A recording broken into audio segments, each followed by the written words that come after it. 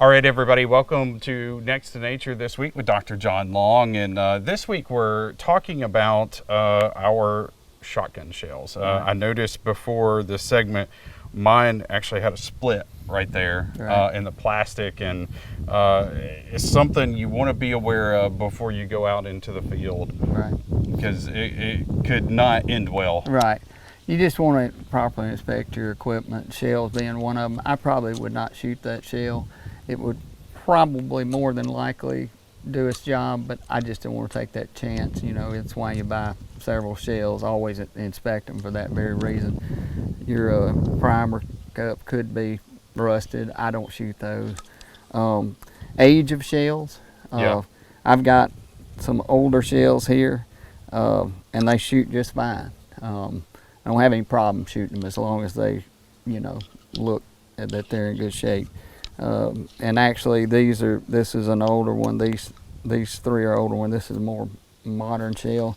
The older ones come in a box of 25 that was $3.33 at the time that they were purchased. So they're not that cheap now. You can tell the older ones because they're a lot cheaper. That's exactly right. So you don't want to, you won't find that kind of deal anymore. They're like $15 a box. So. But inspect those and make even the new ones, make sure that they're good. It's a good idea to check your equipment in general. Yes. One of the things, and I've seen people get tickets every year, and that is on migratory birds, your gun can only hold 3 shells. And by that, it needs to be plugged. If you don't know what plugging a shotgun is, I would suggest you Google it. But it should be only able to hold 3, not just stick 3 in it and, you know, shoot, because that's not legal. Again, check your gun, make sure it's clean, make sure it's in good operating condition, and make sure all your equipment. It's a good idea to have ear protection, eye protection.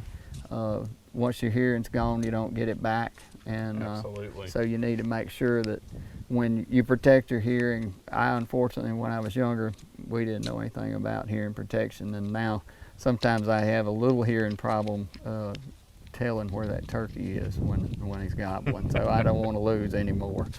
But that's a good thing. I wear, you know, most of the times you're wearing sunglasses in the field anyway, but I actually had a pellet hit right below my eye one time, and luckily I had on, if I hadn't had on safety glasses, I probably would have damaged my eye. So don't shoot at low birds. When you're talking on that safety aspect, shoot at about nothing lower than 45 degrees.